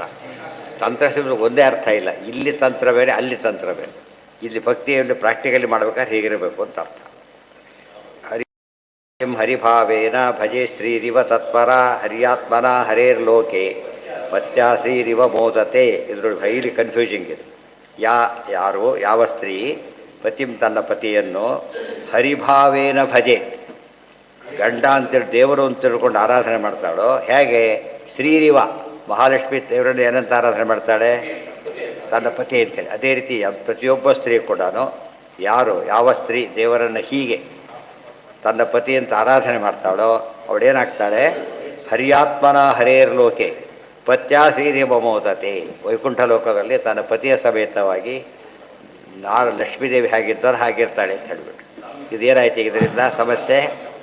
ಎಲ್ಲ ಸ್ತ್ರೀಯರು ಕೂಡ ದೇವರನ್ನು ಏನಂತ ಉಪಾಸನೆ ಮಾಡಬೇಕು ಅಂತಾಯಿತು? ಪತಿ ಅಂಥೇಳಿ ಅಲ್ಲ ಅಂಥೇಳಿ. ಹಾಗೆ ಮಾಡಬಾರ್ದು, ಮಹಾಪಾಪ ಅದು. ಸಿಂಪಲ್ ಅದು. ಯಾಕೆ ಕೇಳಿ ನೋಡೋಣ. ಅಲ್ಲ, ಏನು ತಪ್ಪಾಗತ್ತೀಗ? ತನ್ನ ಲಕ್ಷ್ಮಿ ತಿಳ್ಕೊಂಡಾಗ ಜೀವೇಶ್ವರ ಅಭಿಧರ್ಮ ಶುರುವಾಯ್ತು. ಈಗ ಮತ್ತೆ ಲಕ್ಷ್ಮೀಪತಿ ನಾರಾಯಣ ಅಂತ ಹೇಳಿದ್ರೆ ಉಳಿದೋರ ಪತಿ ಅಲ್ಲ ಅಂತ ಅರ್ಥ. ಅದಕ್ಕೆ ಗೋಪಿಕಾ ಸ್ತ್ರೀಯರಲ್ಲೂ ಕೂಡ ಪರಮಾತ್ಮ ಯಾತಕ್ಕಿಂತ ಅದರಿಂದ. ಸೊ ಲಕ್ಷ್ಮೀಪತಿ ಮಾತ್ರ ಪರಮಾತ್ಮ, ಇನ್ಯಾವ ಕಾಲಕ್ಕೂ ಯಾರ ಪತಿನೂ ಅಲ್ಲ. ಅಂದಮೇಲೆ ಇವರು ಪ್ರತಿಯೊಬ್ಬರು ಆ ರೀತಿ ತಿಳ್ಕೊಂಡ್ರೆ ಏನಾಗುತ್ತೆ? ತಪ್ಪಾಗುತ್ತೆ. ಲಕ್ಷ್ಮಿಗೆ ಈಕ್ವಲ್ ಅಂತ ತಿಳ್ಕೊಳ್ಬಾರ್ದು. ಮತ್ತು ಪದಕ್ಕೆ ಅರ್ಥ ಏನಿದಕ್ಕೆ? ಅದಕ್ಕೆ ಹರಿಭಾವೇನ ಪದ ಇದೆ, ವಿವರಣೆ ಕೊಡ. ಹರಿ ಅಂತ ತಿಳ್ಕೊಂಡ್ರೆ ಹರಿಭಾವೇನ ಏನರ್ಥ? ಪ್ರತಿಭೆ ದೇವರು ಅಂತ ತಿಳ್ಕೊಂಡಿದ್ದೇನರ್ಥ? ಪ್ರತಿಭೆ ದೇವರಲ್ಲ ಅಂತ ಅರ್ಥ. ಪ್ರತಿಭೆ ದೇವರಲ್ಲ, ಅದರೊಳಗೆ ದೇವರಿದ್ದಾನೆ. ಅದೇ ರೀತಿ ಗಂಡನನ್ನು ಹರಿಭಾವ ಮಾಡಿ ಅಂತ ಹೇಳಿದರೆ ಪತಿಯಲ್ಲೇ ದೇವರ ಸನ್ನಿಧಾನ ಅಂತ ತಿಳ್ಕೊಬೇಕು. ದೇವರೇ ಪತಿ ಆಗಲಿ, ಪತಿಯೇ ದೇವರಾಗಲಿ, ಅದು ಇನ್ನೂ ಒಪ್ಪಿಸು. ಕುಡುಕ ಪತಿ ಏನು ದೇವರು ಆಗ್ತಾನೆ? ಸರಿಯಾದ ಪತಿನೇ ಆಗೋದಿಲ್ಲ, ಕುಡುಕ ಪತಿ ಆಗಾಗ್ತಾನೆ. ಆ ರೀತಿ ಮಾಡಿದರೆ ತುಂಬ ಫೂಲಿಶ್ನೆಸ್ ಆಗುತ್ತೆ. ಹಾಗೆ ಮಾಡಬಾರ್ದು. ಸರ್ವಾತ್ಮರ ಹರೇರ್ ಲೋಕೆ ಪತ್ಯ ಶ್ರೀರಿವ ಮೋದತೆ. ಇದು ಸ್ತ್ರೀಯರಿಗೆ ಕೊಟ್ಟು ಈಗಿನ ಕಾಲಕ್ಕೆ ಅದು ಅರ್ಥನೇ ಆಗದಿರೋದ ಮಾತುಗಳಿವೆಲ್ಲ ಕೂಡ. ಹಲೋ ಹಲೋ ಅಷ್ಟೇ. ಈಗ ಗಂಡನಿಗೆ ಕೂಡ ಏನಂತ ಕರೀತಾರೆ? ಏನೋ ಅಂತಲೇ ಕರೆಯೋದು ಭಾಳ ಜನ. ಈಗ ಏನೋ ಅಂತ ಹೇಳೋದು, ಬೈಯೋದು. ಈ ಕೆಲಸ ನೀನು ಮಾಡೋ ಕೆಲಸ ನಾನು ಮಾಡ್ತೀನಿ. ಇದು ಏಕೋಯ್, ಬರೀ ಏಕೋತಿರೋ ಶುರು. ಫುಲ್ ಹೆಸರದೇ ಕರೆಯೋದು ಪೂರ್ತಿ. ಅದೇನಾಗಿದೆ ಅಂದರೆ ಎಲ್ಲ ಕಡೆಯಲ್ಲ. ನಮ್ಮಲ್ಲಿ ಏನೇ ಬಂದರೂ ಜಾಸ್ತಿ ಬರೋದು ಬ್ರಾಹ್ಮಣರಲ್ಲಿ. ಅತಿ ಮಾಡೋದು ಇವರೇ. ಹೀಗಾಗಿ ಉಳಿದವ್ರು ಮತ್ತೆ ಅದು ಆದರ್ಶ ಆಗಿ ಹಾಗೆ ಮಾಡಬಾರ್ದು. ಏನ ಅದೇ ಪತಿಯೇ ಪರದೈವ, ಪತಿಯಲ್ಲೇ ಪರದೈವ ಇರೋದಾರೆ, ಪತಿಯೇ ಪರದೈವ ಅಲ್ಲ. ಇದರಿಂದ ಆಚಾರ್ಯ ಏನು ಮಾಡಿದಾಗೈತೆ ಗೊತ್ತು ಸಾರಸ್ಯ? ಒಟ್ಟೇನಾಯ್ತು ಈಗ? ಪತಿಯೇ ದೇವರು ಉಪಾಸನೆ ಮಾಡೋದಕ್ಕೆ ಅರ್ಥ ಇದು ಅಂತ ಹೇಳಿದರು. ಈ ಮಾತು ಎಷ್ಟು ವಿಶೇಷ ಬಂತು ಅಂದರೆ ಪಿತೃದೇವೋ ಭವ, ಮಾತೃದೇವ್ ಎಲ್ಲದಕ್ಕೆ ಅರ್ಥ. ಈಗ ಅಲ್ಲಿ ಆಚಾರ್ಯ ಬರೆದಿಲ್ಲ ಇದನ್ನು. ತೈತರಿಯಲ್ಲಿ ಬರೀಬೇಕಾದ್ರೆ ವಿಷಯ ಬಿಟ್ಬಿಟ್ಟಿದ್ದಾರೆ, ಇಲ್ಲಿ ಬರೀತಾರೆ. ಯಾಕೆ ಇಲ್ಲಿದ್ರೆ ಶಿಫ್ಟ್ ಮಾಡ್ಕೋಬೇಕಂದ್ರೆ ಏನಂತ? ಪಿತೃದೇವೋಭವ ಅಂದರೆ ಪಿತೃವೇ ದೇವರಲ್ಲ. ಆ ಹಿರಣ್ಯಕಶಿಪು ಹಾಗಿದ್ದ ಉಪಾಸನೆ ಮಾಡಿದರೆ ಹಿರಣ್ಯಕಶಿಪು ದೇವರಿಂದ ಸರಿ ಹೋಗ್ತಿತ್ತಲ್ಲ. ಅವ್ರು ಹಾಗೆ ಹೇಳಿದ್ರೆ ಹಣೆ ದೇವರು ಅಂತ ಹೇಳಲಿಲ್ಲ, ತಪ್ಪಾಯ್ತು. ಪಿತೃವಿನಲ್ಲೇ ದೇವರಿದ್ದಾರೆ. ಎಲ್ಲದಕ್ಕೂ ಅರ್ಥ. ನ ಪ್ರತೀಕೆ ನ ಹಿಸಾಂಬಾದು ಎಲ್ಲದಕ್ಕೂ ವ್ಯಾಖ್ಯಾನ ಸೂತ್ರ. ಪಿತೃದೇವೋ ಭವ, ಮಾತೃ ಪ್ರತೀಕ, ಅಧಿಷ್ಠಾನ, ಪ್ರತಿಮೆ, ತಂದೆ ಅಧಿಷ್ಠಾನ, ಆಚಾರ್ಯ ಅಧಿಷ್ಠಾನ, ಅತಿಥಿ ಅಧಿಷ್ಠಾನ ಅಷ್ಟೇ ಹೊರತು ಏನಲ್ಲ. ಅದು ಇದು ತಿಳ್ಕೊಂಡು ಆಚಾರ್ಯ ಹೇಗೆ ಬರೀ ಒಂದು ಕಡೆ ಬರೀ ಎಲ್ಲೋ ಬರೆದು ಬಿಡ್ತಾರೆ. ಉಳಿದವ್ರು ಬರೋದಿಲ್ಲ ಅಂತ ಹೇಳೋದು ಒಂದು, ಆದ್ದರಿಂದ ಬರೋದಿಲ್ಲ ಆದ್ದರಿಂದ ಅದೇ ಮೇಲ್ನೋಟದೇ ಫೈನಲ್ ಅಂತ ತಿಳ್ಕೊಳ್ಳೋದು ಒಂದು, ಹೀಗೆಲ್ಲ ಮಾಡ್ತಾರೆ. ಹಾಗೆ ಮಾಡಬಾರ್ದು. ಹುಡುಕ್ಬೇಕದು ಎಲ್ಲಿದೆ ಅಂತ. ನಾವು ಬೇಕಾದ ಪದಾರ್ಥ ಹುಡ್ಕೋದಿಲ್ಲ, ಯಾವ ಪದ ಉಪ್ಪು ಹಾಕಬೇಕು, ನಾವು ಬೇರೆ ಅದನ್ನೇ ಹುಡ್ಕೊಂಡು ಹೋಗ್ತೇವೆ, ಇಲ್ಲ ಬೇರೆ ಹಾಕಿದ್ರೆ ಪ್ರಯೋಜನ ಇಲ್ಲ. ಆ ರೀತಿ ಅದಕ್ಕೇನೆ ಅಂತ ಬ್ರಹ್ಮ ಜಿಜ್ಞಾಸ ಅಂತದ್ದು. ಪ್ರತಿಯೊಂದಕ್ಕೂ ಕೂಡ ಏನು ಮಾಡಬೇಕು, ಜಿಜ್ಞಾಸೆ ಮಾಡಬೇಕು. ಹರಿರಸ್ಮಿನ್, ಅದಕ್ಕೆ ನೋಟ್ ಸೇರಿಸ್ಬಿಡ್ತಾರೆ ಈಗ. ಹರಿರಸ್ಮಿನ್ ಸ್ಥಿತ ಇತಿ ಶ್ರೀರಾಮ್ ಭರ್ತರಿ ಭಾವನಾ. ಪತಿಯಲ್ಲಿ ಸ್ತ್ರೀಯರೆಲ್ಲ ಈ ಪತಿಯ ದೇವರ ಸನ್ನಿಧಾನ ಇವರಲ್ಲಿದೆ ಅಂತ ಆರಾಧನೆ ಮಾಡಬೇಕೆ ಹೊರತು ಏನಂತ ಮಾಡಬಾರ್ದು, ಐಕ್ಯವನ್ನು ಚಿಂತನೆ ಮಾಡಬಾರ್ದು. ಶಿಷ್ಯಾಣಾಂಚ ಗುರು, ಈಗ ಆಚಾರ್ಯ ದೇವೋ ಕರ್ತರು. ಅದೇ ರೀತಿ ಶೂದ್ರಾಣಾಂ ಬ್ರಾಹ್ಮಣಾದಿಷು, ಇದು ನಿತ್ಯದಲ್ಲೂ ಗುರು.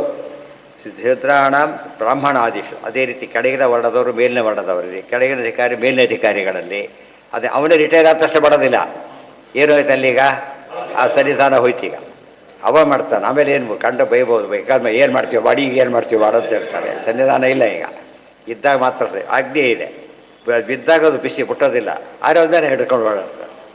ಗೊತ್ತಾಯ್ತಾ? ಈ ರೀತಿ ಅರ್ಥ ಮಾಡ್ಕೊಂಡು ಸನ್ನಿಧಾನ ಅಗ್ನಿ ಅದೇನದು ರಾಡ್ ಅಂಬದೇನದು ಪ್ರತೀಕ ಅಷ್ಟ, ಅದಿಷ್ಟ. ಅದೇ ಅಗ್ನಿ ಅಲ್ಲ, ಅದೇ ಅಗ್ನಿ ಅಲ್ಲ. ಅದು ಯಾಕೆ ಅಗ್ನಿ ಅಲ್ಲ, ಆಮೇಲೆ ಸುಡ್ತಾ ಇಲ್ಲ ಅದು. ಅದೇ ಅಗ್ನಿ ಆಗಿದ್ರೆ ಏನಾಗಬೇಕಾಗಿತ್ತು, ಯಾವಾಗಲೂ ಸುಡಬೇಕಾಗಿತ್ತು. ಅಧಿಷ್ಠಾನ ನೆನಪಿರಬೇಕು. ಅದೇ ಅವನ ಅಧಿಷ್ಠಾನ, ಹರಿಕಥಾಂಸ ಇವೆಲ್ಲ ದೇವರ ಅಧಿಷ್ಠಾನ ಅಂತ ಲಿಸ್ಟ್ ಕೊಡ್ತಾರೆ. ಅದು ಆ ರೀತಿ ಓದಬೇಕಿದೆ. ಶೂದ್ರಾಣಾಂ ಬ್ರಹ್ಮಣಾದಿಷು, ಇದು ಉಪನಿಷತ್ ಭಾಷ್ಯ ಆಯ್ತು. ಈಗ ಇದು ಭಾಗವತ ತಾತ್ಪರ್ಯ ಉಪನಿಷತ್ತು ಭಾಷ್ಯನೂ ಆಯ್ತು. ಅದೇ ರೀತಿ ಎಷ್ಟೋ ಕಡೆಗೆ ಅದು ಬಂದಾಗ ಭಾಗವತ ತಾತ್ಪರ್ಯ ಆಗುತ್ತೆ. ಭೃತ್ಯಾರಾಮ್ ಸ್ವಾಮಿನಿ ತಥಾ, ಭೃತ್ಯರು ತಮ್ಮ ಸ್ವಾಮಿ ಇದರ ಯಜಮಾನರಲ್ಲಿ ಏನು ಮಾಡಬೇಕು, ಆ ಭಾವನೆ ಹೊಂದಿರಬೇಕು. ದೊಡ್ಡವರ ಸೇವೆ, ಸ್ವಾಮಿಗಳ ಸೇವೆ, ಸ್ವಾಮಿಗಳು ಅಂತ ಅಧಿಪತಿಗಳ ಸೇವೆ ಅಂತ ಹೇಳಿದರೆ ಅದು ಒಳಗಿರ್ತಕ್ಕಂಥ ಭಗವಂತನಿಗೆ ಸೇವೆ ಅಂತ ಅರ್ಥ. ಇದಕ್ಕೆ ಹರಿಭಾವ ಅಂತ ಕರೀತಾರೆ. ಹರಿಭಾವ ಮೊದಲೇ ಅಂತ ತಿಳ್ಕೊಂಡಿದ್ರು, ಹರಿಯೇ ದೇವರು ಅಂತೇಳಿ ಭಾವ ಅಲ್ಲ, ಹರಿಭಾವ. ಅವರಲ್ಲಿ ಹರಿಯನ್ನು ಚಿಂತನೆ ಮಾಡುವುದೇ ಹೊರತು ಅವರನ್ನೇ ಹರಿ ಅಂತ, ಅವರಲ್ಲಿ ಚಿಂತನೆ ಬೇರೆ, ಅವರೇ ಚಿಂತನೆ ಬೇರೆ. ಎಲೆ ತಿಂದುಬಿಟ್ರೆ ಊಟಕ್ಕೆ ಎಲೆ ಹಾಕಿರ್ತಾರೆ, ತೆಂದು ಹೋಗ್ಬಿಟ್ಟಾರೆ ರೆಡಿ ಅಂತೆ, ತಪ್ಪು. ಅಧಿಷ್ಠಾನ ಅಷ್ಟೇ. ಊಟ ಆದ್ಮೇಲೆ ಏನು ಮಾಡ್ತಾರೆ, ಅದನ್ನು ಬಿಟ್ಟು ಹೋಯ್ತು. ಅಧಿಷ್ಠಾನ ಅರ್ಥ ಆಗುತ್ತೆ, ಅದಿಲ್ಲದೆ ಊಟ ಮಾಡ್ಲಿಕ್ಕೆ ಬರೋದಿಲ್ಲ. ಆದರೆ ಮಾಡಿದ ಮೇಲೆ ಅದನ್ನ ಉಪಯೋಗ ಇಲ್ಲ. ಇಲ್ಲಿ ಎರಡಕ್ಕೆ ಬರೆದಿತ್ತು ಅಲ್ಲ. ಹಾಂ ಹಾಂ, ಯಾರು ಪ್ರೀತರಾಗ್ತಾರೆ, ಹರಿಪ್ರೀತರಾಗ್ತಾರೆ. ಈಗ ಮಂಡೋದರಿ ಅವರೆಲ್ಲ ಮಾಡಿದ್ದು ಹಾಗೆ. ಮಂಡೋದರಿ ಮಾಡ್ಬೇಕಾದ್ರೆ ಏನು ಮಾಡಿದ್ಲು, ಅವನು ದುಷ್ಟ, ಬಟ್ ಸನ್ನಿಧಾನ ಜಯ ಇದ್ದಾನೆ. ಆದರೆ ಒಂದು ತಿಳ್ಕೊಂಡು ಅವನ ಗುಣ ಒಂದೇ ಕಾಣ್ತಿತ್ತು, ಅವಳಿಗೆ ದೋಷದ ಕಾಣಿಸ್ತಾನೆ ಇತ್ತು. ಏನು ಮಾಡಿಲ್ಲಾಗ, ಹರಿಭಕ್ತಿ ಭಾವದಿಂದ ಒಳ್ಳೆಯ ಗುಣಗಳಿರ್ತಕ್ಕಂಥ ಕಾಲಕ್ಕೆ ದೇವರ ಸನ್ನಿಧಾನ ಇದೆ ಅಂತ ಉಪಾಸನೆ ಮಾಡಿದ್ದಕ್ಕೆ ಅಹಲ್ಯ, ದ್ರೌಪದಿ, ಸೀತಾ, ಮಂಡೋದರಿ ಒಬ್ಬ ಕೆಟ್ಟ ಗಂಡನ ಜೊತೆಗೆ ಹೆಂಡತಿ ಹೇಗಿರ್ಬೋದು ಅಂತ ತೋರಿಸಿದ್ದು ಮಂಡೋದರಿ. ಅದಕ್ಕೆ ಒಬ್ಬ ಆದರ್ಶ ರೋಲ್ ಮಾಡಲಿಲ್ಲ. ಆತನ ಪ್ರಸಂಗ ಈಗ ಬೇಕಾಷ್ಟು ಬರುತ್ತೆ ಆ ರೀತಿಯಲ್ಲಿ.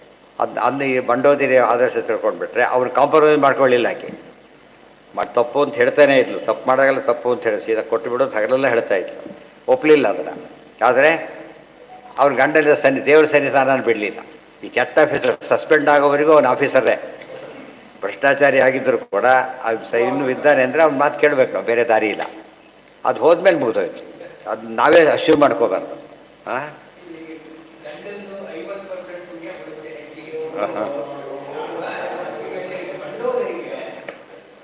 ಅವ್ನು ಪುಣ್ಯ ಇದ್ರೆ ತಾನೇ ಬರ್ಲಿಕ್ಕೆ ಬರೋದು, ಎಲ್ಲಿಂದ ಬರ್ಬೇಕಲ್ಲ. ಹಾಂ, ಪಾಪ ಬರೋಲ್ಲ ಅಂತ ಅದಕ್ಕೆ ಹೇಳಿದರು. ಪಾಪ ಬರೋದಿಲ್ಲ, ಪುಣ್ಯ ಬರುತ್ತೆ. ಪಾಪ ಬರದ ಗತಿ ಏನಾಗ್ತಿತ್ತು, ಪಾಪ ಬಂದಿದ್ದರೆ ಕಷ್ಟ ಆಗ್ತಿತ್ತು. ಯಾವ ಪಾಪ ಬರೋದು ಗೊತ್ತಾ, ಹೇಳಿಯೂ ಮಾಡದೆ ಹೋದರೆ ಪಾಪ ಬರೋದು. ಹೇಳಿದ ಮೇಲೆ ಅವ್ರ ಕೆಲಸ ಬೋಧೋಯ್ತು. ಈಗ ಒಬ್ಬ ಸರಿಯಾಗಿ ಮಾಡಿದ್ದಾನೆ, ಕ್ಲರ್ಕ್ ತಪ್ಪು ಮಾಡಿದ್ದಾನೆ, ಯಾರು ಸಸ್ಪೆಂಡ್ ಆಗ್ತಾರೆ? ಈಗ ಕ್ಲರ್ಕ್ ಮಾಡಿ ಇವನಾಗೋದಿಲ್ಲ, ಅವನೇ ಮಾಡಿದಾಗ ಕ್ಲರ್ಕ್ ಸಸ್ಪೆಂಡ್ ಆಗೋದಿಲ್ಲ, ಅವನು ಸಸ್ಪೆಂಡ್ ಆಗ್ತಾನೆ.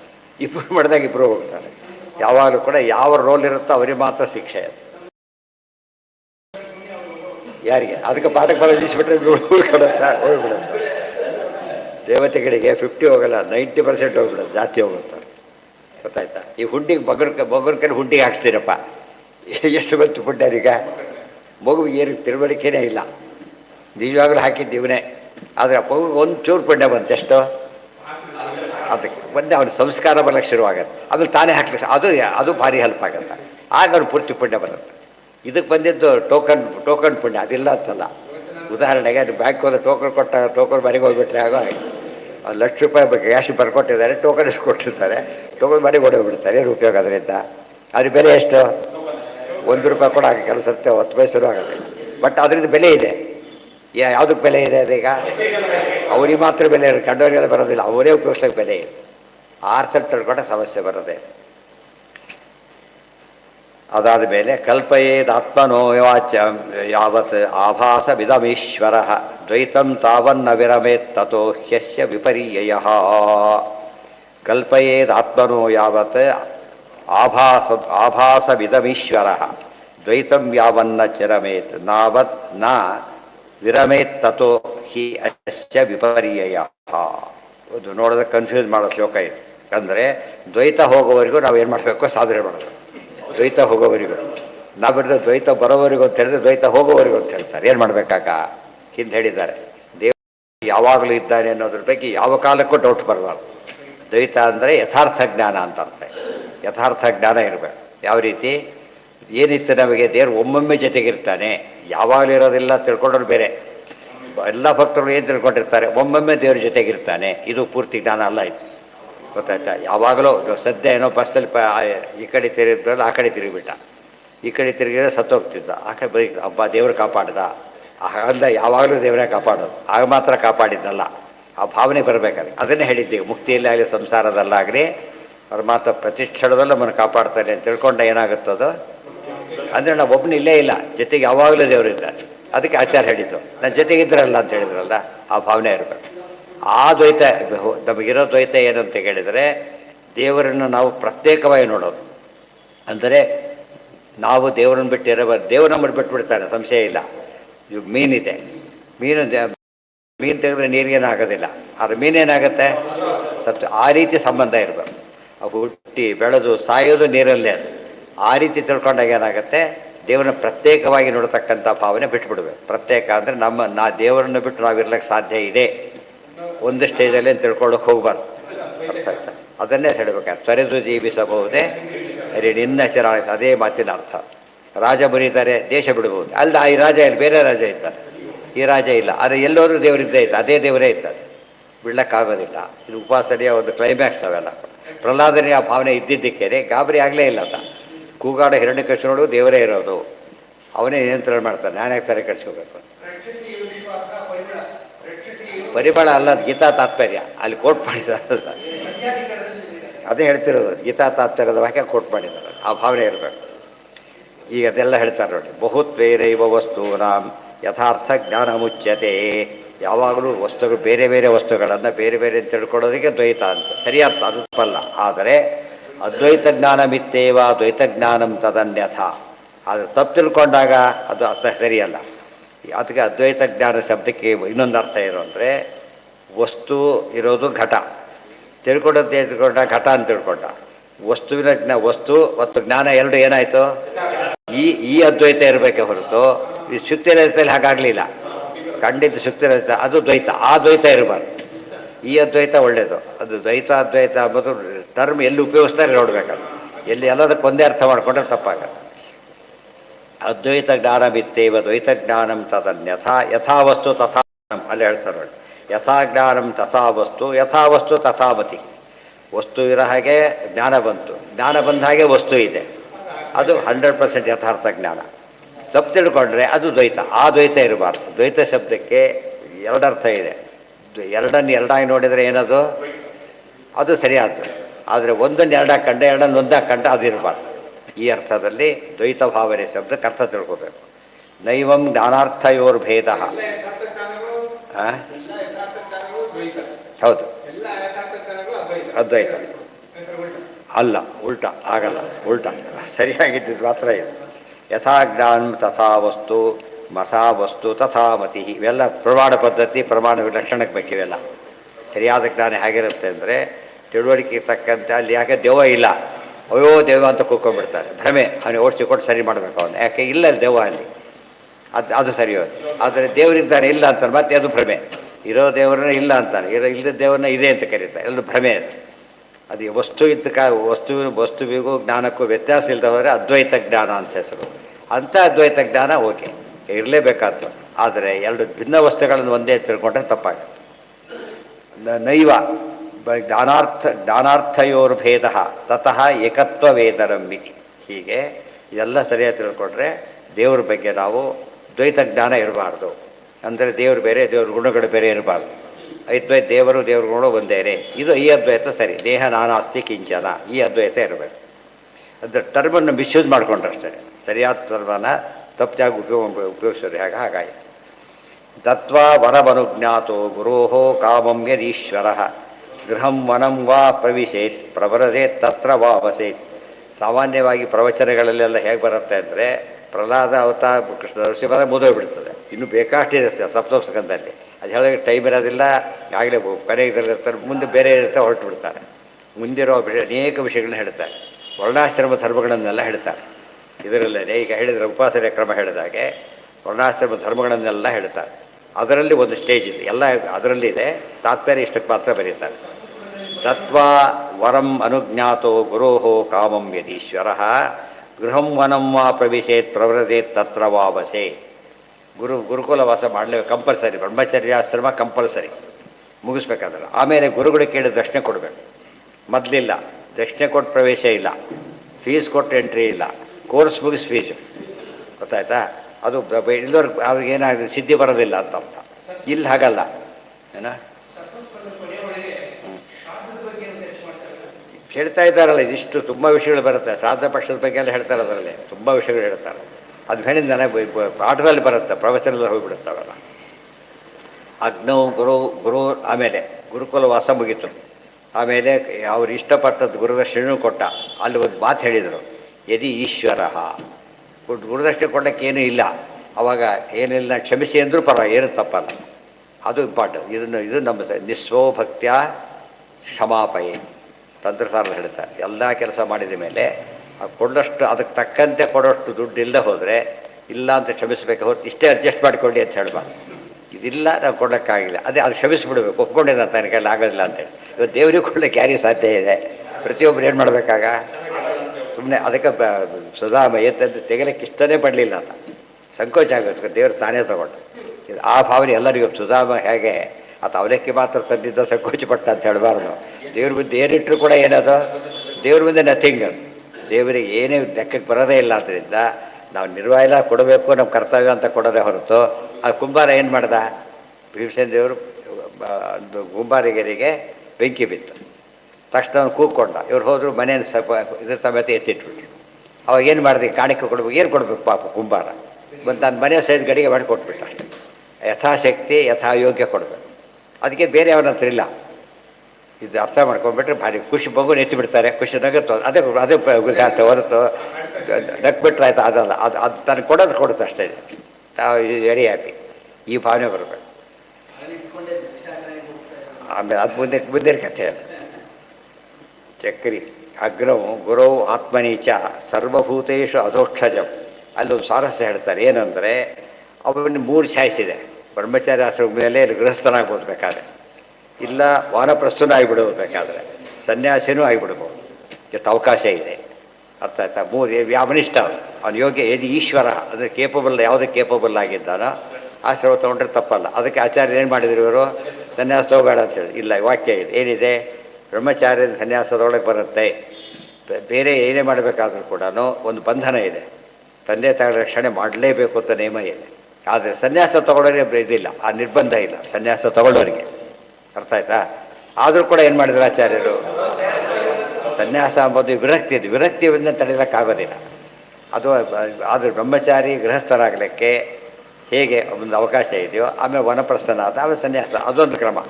ಆದರೆ ಬ್ರಹ್ಮಚಾರಿ ಡೈರೆಕ್ಟ್ ಏನಾಗಬಹುದು? ಸನ್ಯಾಸಿ ಆಗ್ಬೋದು. ವಿಶೇಷ ಯಾವ ಬಂಧನವೂ ಇಲ್ಲ. ವಿರಕ್ತಿ ಬಂತು ಅಂದಮೇಲೆ ಬಂಧನದ ಪ್ರಶ್ನೆ ಬರಲೇ ಇಲ್ಲ ಅವರಿಗೆ. ತತ್ವ ಆಮೇಲೆ ಗೃಹಸ್ಥನಾದ ಆಗ ವಿರಕ್ತಿ ಬಂತು. ಆಗ ಅವನೇನು ಮಾಡ್ದ? ಆ ಕ್ರಮ ಇದೆ. ಆಗ ತಕ್ಷಣ ತೊಗೊಳಕ್ಕೆ ಬರೋದಿಲ್ಲ. ಆಗ ತಂದೆ ತಾಯಿ ಇದ್ದಾರೆ, ಮಕ್ಕಳಿದ್ದಾರೆ, ಅವ್ರು ವ್ಯವಸ್ಥೆ ಮಾಡಿ ಹೋಗ್ಬೇಕು. ಹಾಗೆ ಹೋಗಾಗಿಲ್ಲ. ಬ್ರಹ್ಮಚಾರಿ ಕಮಿಟ್ಮೆಂಟ್ ಇಲ್ಲ. ಬ್ರಹ್ಮಚಾರಿಗೆ ಬೇರೆ ಎಲ್ಲದಕ್ಕೂ ಕಮಿಟ್ಮೆಂಟ್ ಇದೆ. ತಂದೆ ತಾಯಿ ನೋಡೋದ್ರ ಬಗ್ಗೆ ಅಂತೂ ಇದ್ದೇ ಇದೆ.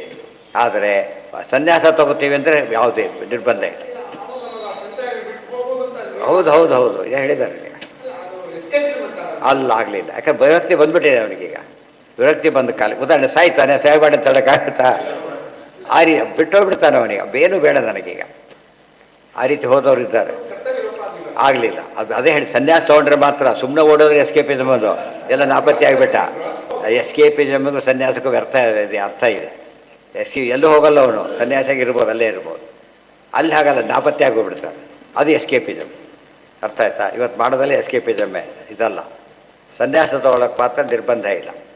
ಯಾಕೆ ಅವ್ರು ಯಾತಕ್ಕೆ ಗೊತ್ತಾ? ಸಿಂಪಲ್ ಅದು. ಭಾರಿ ದೊಡ್ಡ ಕೆಲಸ ಮಾಡ್ಲಿಕ್ಕೆ ಕೊಟ್ಟಾಗ ಸಣ್ಣ ಕೆಲಸಕ್ಕೆ ಏನು ಬೇಕಾಗಿಲ್ಲ, ಇದು ಬೇಕಿಲ್ಲ. ದೊಡ್ಡ ಕೆಲಸ ದೇವ್ರನ್ನೇ ಹಿಡ್ಲಿಕ್ಕೆ ಹೊರಟ ಕಾಲಕ್ಕೆ ಇದೆಲ್ಲ ತೊಗೊಂಡು ಏನು ಮಾಡ್ತೀರ?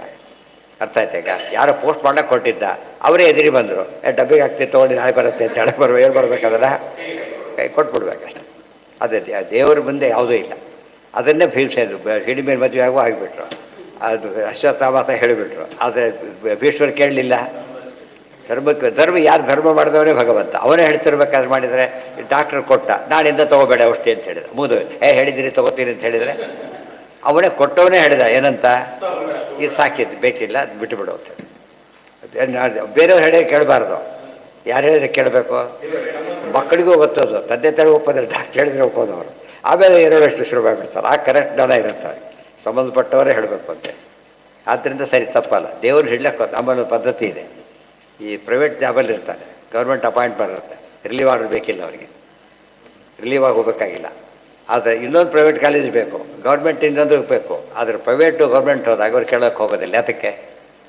ಇಲ್ಲ ಹೇಳ್ತಾರೆ, ಅನುಭವ ಹೇಳ್ತಿರೋದು, ಯಾರು ಅಲ್ಲ. ಎಲ್ಲ ಹೋದಾಗ ಕೇಳೋದಿಲ್ಲ, ನಾವು ಇಸ್ಕೊಂಡು ತೊಗೊಂಡ್ರೆ ಎಲ್ಲ ಬೇಕಿಲ್ಲ ನಮಗೆ ಅಂತ ಹೇಳ್ಬಿಟ್ಟು ತಕ್ಷಣ. ಅದು ಅಲ್ಲಿಂದ ಹೋಗ್ಬೇಕಾದ್ರೆ ಬೇಕೇ ಬೇಕು. ಜವಾಬ್ದಾರಿ ಏನು ಮಾಡಿದ್ದಾನೆ ಅಂತ ನೋಡ್ಬೇಕಾದ್ರೆ ಕೆಲವು ನಿಯಮಗಳಿದೆ. ಅದು ಇದಕ್ಕೆ ಬೇಕಿಲ್ಲ. ತೊಗೊಂಡ್ರೆ ತಪ್ಪಲ್ಲ, ಅದು ಬೇರೆ ಮಾತು. ಅದು ತೊಗೊಳ್ಲೇಬೇಕು ಅಂತ ನಿಯಮ ಇಲ್ಲ. ಬೇಕಾದ್ರೆ ಒಬ್ಬ ಹುಡುಗ ಇದ್ದಪ್ಪ, ಒಬ್ಬ ಇದು ಬ್ರಹ್ಮಚಾರಿ ಇದ್ದಾನೆ, ಸನ್ಯಾಸ ತೊಗೊಳ್ಬೇಕು ಅನ್ನಿಸ್ತು, ಇನ್ನೊಂದು ಯೋಚನೆನೂ ಮಾಡ್ದ, ತಂದೆ ಒಂದು ವ್ಯವಸ್ಥೆ ಮಾಡಿ ಹೋಗೋಣ ಅಂದ್ಕೊಂಡ, ಇದ್ದ, ತಪ್ಪೇನಿಲ್ಲ ಅದು. ಬಟ್ ಇರಲೇಬೇಕಂತ ನಿಯಮ ಇಲ್ಲ. ನಾನು ಈಗಲೇ ಹೋಗ್ತೇನೆ ಅಂದರೆ ಹೋಗು ಅಂತ ಹೇಳ್ಬೋದು, ಏನು ತಪ್ಪಿಲ್ಲ. ಅರ್ಥ ಆಯ್ತಾ? ಹೋಗಲೇಬೇಕು ಅಂತ ತಾತ್ಪರ್ಯ ಇಲ್ಲ ಅದಕ್ಕೆ. ಆ ಇಂಟೆನ್ಸಿಟಿ ಇದ್ದರೆ ಹೋಗಿ, ಇಲ್ಲದೆ ಹೋದ್ರೆ ಏನು ಮಾಡಬೇಕು? ರಾಯರು ಹೇಳಿದರು ಸನ್ಯಾಸ ತೊಗೊಳಕ್ಕೆ ಇಲ್ಲ, ಗೃಹಸ್ಥನ ಹೇಳಿ ತೊಗೊಳಕ್ಕೆ ಬರೋಲ್ಲ. ಬ್ರಹ್ಮಚಾರಿ ತೊಗೊಳ್ಳಿ, ಗೃಹಸ್ಥ ತೊಗೊಳಕ್ಕೆ ಬರೋದಿಲ್ಲ. ಬಾಲ ಭಾರ್ಯ ಬಾಲಕ ಅದೆಲ್ಲ ಹೇಳಿದರು, ಅದನ್ನ ಮುಗಿಸೇ ಹೋಗಬೇಕು. ಬ್ರಹ್ಮಚಾರಿಗೆ ಯಾವುದೋ ಕಮಿಟ್ಮೆಂಟ್ ಇಲ್ಲ, ಯಾವುದೂ ಇಲ್ಲ. ಡೈರೆಕ್ಟ್ ದೇವರ ಹತ್ರ ಪ್ರಾಮಾಣಿಕವಾಗಿ ಹೋಗ್ತೇನೆ ಅಂದರೆ ಹೋಗ್ಬೋದು, ಸುಮ್ಮನೆ ಹೋಗ್ಲಿಕ್ಕೆ ಅವಕಾಶ ಇಲ್ಲ. ಅಗ್ನೌ ಗುರೌ ಆತ್ಮನಿಚ ಸರ್ವಭೂತೇಷ್ವಧೋಕ್ಷಜಂ ಭೂತೈ ಸ್ವಧಾಮಭಿ ಪಶ್ಯೇತ್ ಅಪ್ರವಿಷ್ಟಂ ಪ್ರವಿಷ್ಟವತ್. ನೋಡು, ಇಲ್ಲೊಂದು ಪದ ಇದೆ, ಗುರೋರ ಅಜ್ಞಾನರೋಧೇನ ದೂರಸ್ಥೋ ವಾ ಗೃಹೀ ಭವೇತ್ ಇತಿ ಚ. ಗುರುಗಳ ಹತ್ರ ಬೇಕಾದ್ರೂ ಇರ್ಬೋದು, ಬೇರೆ ದೂರನೂ ಹೋಗ್ಬೋದು. ಗುರುಗಳು ಅಪ್ಪಣೆ ಪಡ್ಕೊಂಡು ಹೋಗ್ಬೇಕಷ್ಟೆ. ಮುಂದೆ ಏನು ಮಾಡ್ತೀನಿ ಅನ್ನೋದಕ್ಕಾತ ಅಪ್ಪಣೆ ಪಡ್ಕೊಂಡು ಹೋಗ್ಬೇಕು. ಅಪ್ರವಿಷ್ಟ ಸರ್ವಗತಃ ಪ್ರತಿಷ್ಠಸ್ತು ಅನುರೂಪವಾನ್ ಏವಂ ನಿರೂಪೋ ಭಗವಾನ್ ಹರಿರೇಕೋ ಜನಾರ್ದನ ಇತಿ. ಅಗ್ನೌ ಗುರೌ ಆತ್ಮನಿ ಚ ಸರ್ವಭೂತೇಷು ಅಧೋಕ್ಷಜಂ ಭೂತೈ ಸ್ವಧಾಮಭಿ ಪಶ್ಯೇತ್ ಅಪ್ರವಿಷ್ಟಂ ಪ್ರವಿಷ್ಟವತ್. ಅಗ್ನೌ ಅಗ್ನಿಯಲ್ಲಿ ದೇವರನ್ನು ಕಾಣಬೇಕು, ಗುರು ಗುರುಗಳಲ್ಲಿ ದೇವರನ್ನು ಕಾಣಬೇಕು, ಆತ್ಮನಿ ತನ್ನೊಳಗೆ ದೇವರನ್ನು ಕಾಣಬೇಕು, ಸರ್ವಭೂತೇಷು ವಿದ್ಯಾವನಿಯ ಸಂಪನ್ನೆ ಬ್ರಾಹ್ಮಣೇ ಕವಿ ಎಲ್ಲ ಕಡೆ ದೇವರನ್ನು ನೋಡಬೇಕು. ಭೂತೈ ಸ್ವಧಾಮಭಿ ಪಶ್ಯೇತ್, ಅದೇ ರೀತಿಯೇ ಅಪ್ರವಿಷ್ಟಂ ಪ್ರವಿಷ್ಟವತ್. ಎಲ್ಲೆಲ್ಲಿ ಪ್ರಾಣಿಗಳಿರುತ್ತೋ ಏನೇ ಇರಲಿ, ಆದರೆ ಒಂದು ಜ್ಞಾನ ಇಟ್ಕೋಬೇಕು, ಒಳಗೆ ದೇವರಿದ್ದಾನೆ ಅಂತ ಅವ್ರನ್ನೇ ದೇವರು ಅಂತ ಮಾತು ತಿಳ್ಕೊಬಾರ್ದು ಅಷ್ಟೇ. ಅಗ್ನಿಯೇ ದೇವರಲ್ಲ, ಅಗ್ನಿ ಒಳಗೆ ದೇವರಿದ್ದಾನೆ, ಈ ರೀತಿ ತಿಳ್ಕೊಂಡು ದೊಡ್ಡ ಸಾಧನೆ ಅಂತ ಕರೀತಾರೆ. ಅಧೋಕ್ಷಜ ಯಾತಕ್ಕೆ? ಕಣ್ಣಿಗೆ ಕಾಣೋದಿಲ್ಲ ದೇವರಾದ್ರಿಂದ ಅಧಿಷ್ಠಾನ ಬೇಕು ಅಂತ ಅರ್ಥ. ಅದಕ್ಕೆ ಕಣ್ಣಿಗೆ ಕಾಣದೇ ಇರೋನ್ನ ಹುಡುಕ ಏನು ಮಾಡಬೇಕು? ಫ್ರಮ್ ನೋನ್ ಟು ಅನ್ನೋನ್ ಹೋಗಬೇಕು. ಪ್ರತಿಮೆ ನಮಗೆ ಗೊತ್ತು, ಆದರೆ ದೇವ್ರಿಗೆ ಗೊತ್ತಿಲ್ಲ. ಪ್ರತಿಮೆಯನ್ನು ಉಪಾಸನೆ ಮಾಡಬೇಕು. ತಂದೆ ತಾಯಿ ಛಲ ಪ್ರತಿಮೆ, ಅಗ್ನಿ ಪ್ರತಿಮೆ, ಅದ್ರ ಮೂಲಕನೇ ದೇವತೆಗಳು ತರಿಸ್ಬೇಕಾದ್ರಿಂದ ಪ್ರತೀಕ. ಅಪ್ರವಿಷ್ಟ ಸರ್ವಗತಃ ಪ್ರತಿಷ್ಠಸ್ತು ಅನುರೂಪವಾನ್. ಪರಮಾತ್ಮ ಎಲ್ಲ ಕಡೆ ಪರಮಾತ್ಮನೇ ಅಂತ ಕರೀತಾರೆ, ಅಪ್ರವಿಷ್ಟ ಅಂತ ಕರೀತಾರೆ. ಪ್ರತಿಷ್ಠಸ್ತು ಅನುರೂಪವಾನ್, ಎಲ್ಲಿ ಪ್ರತಿಮೆಗೆ ತಕ್ಕಂತೆ ಇರ್ತಾನಲ್ಲ ಅದು ಪ್ರವಿಷ್ಟ ರೂಪ, ಅಪ್ರವಿಷ್ಟ ರೂಪ ಅಂತ ಎರಡಿದೆ. ಇದು ಸನ್ನಿಹಿತ ರೂಪ, ಅದು ವ್ಯಾಪ್ತ ರೂಪ. ಆ ಎಚ್ಚರಿಕೆ ಇರು. ವ್ಯಾಪ್ತ ರೂಪದಲ್ಲಿ ಮತ್ತೆ ಭೇದ ಇಲ್ಲ, ಅನುಸಂಧಾನ ಪ್ರಶ್ನೆ ಇಲ್ಲ, ರೂಪನೇ ಅದು. ಇದರಲ್ಲಿ ಹಾಗಲ್ಲ, ಬೇರೆ ಕಡೆ ಮಾಡ್ಬೇಕಾದ್ರೆ ಅಧಿಷ್ಠಾನ ಮಾಡ್ಕೊಂಡು ಪೂಜೆ ಮಾಡಬೇಕು. ಏವಂ ದಿರೂಪೋ ಭಗವಾನ್ ಹರಿರೇಕೋ ಜನಾರ್ದನ ಇತಿ ಚ.